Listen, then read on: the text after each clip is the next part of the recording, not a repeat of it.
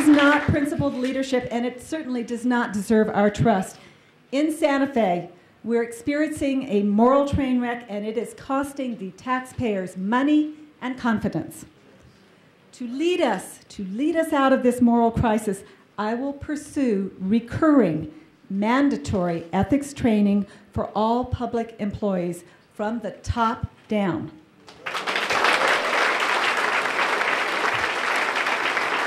In that vein, I will encourage and reward whistleblowers who share my goal of eliminating from government arcane or failed hiring practices and administrative practices and a number of other abuses. I will establish high standards in state business practices to eliminate both the real and perceived conflicts of interest. I will make it easier for New Mexico-based businesses to identify and acquire opportunities from state government, and I will respect, and with respect, and the fact that I honor the legislature, I will demand from its leadership open meetings, the wide use of technology to provide access across the state, real-time tracking of bills, and the full and complete vetting of legislation, including detailed cost analysis and revenue resource expectations.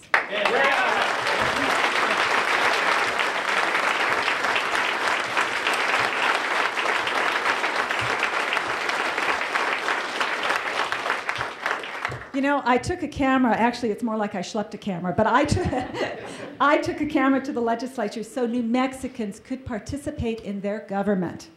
I took a webcam into the legislature because New Mexicans have a right to know. Right. That effort had a positive effect, but there is so much more to be done. One of the things that I can assure you of when I am governor on a regular basis, my cabinet meetings will be accessible to the public.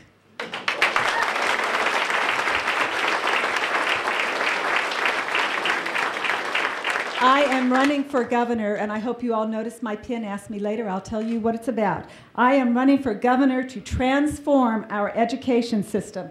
We have 2 national laboratories, White Sands Missile Range, Intel, and R&D infrastructure that is the envy of the nation. We have more PhDs per capita than any other state. You tell me how on earth it is that our children are next to last than math, science, and engineering. How did that happen?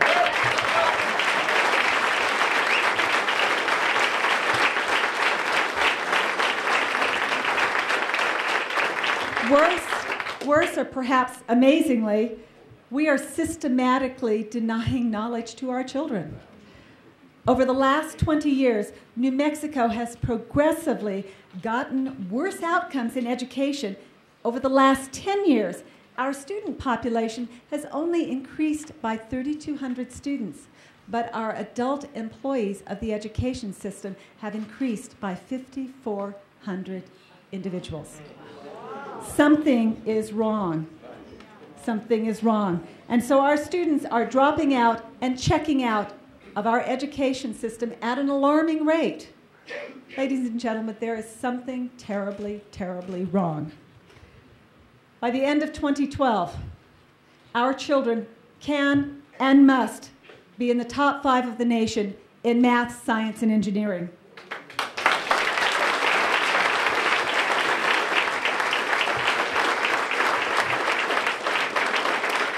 Regardless of background, income level, or ethnicity, I know our kids are smart, and they can accomplish this goal.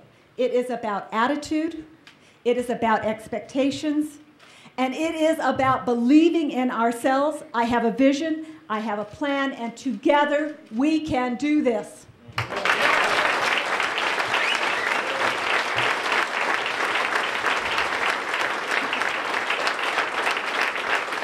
I am running for governor to facilitate the expansion of the connective infrastructure in New Mexico. That means connecting our state for energy transmission, better telephone and internet access, improved cell phone coverage, and roads by engaging and enabling private enterprise.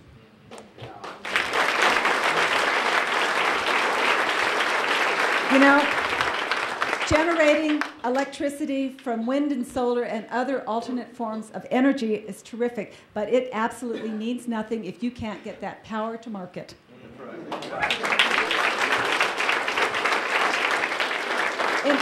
Improving our telephone and internet access is critical to improving our educational outcomes and economic opportunities for our state. And cell phone coverage, let's just go focus on that for a second. Cell phone coverage is a public safety issue. It is an economic opportunity issue, and it is an issue whose time has come.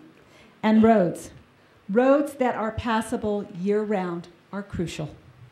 By focusing on the power of connectivity, and by you and me, we, the people of New Mexico, participating and connecting, we can overcome our geography, honor our environment, enhance our education, and improve our economic well-being. New Mexico deserves nothing less.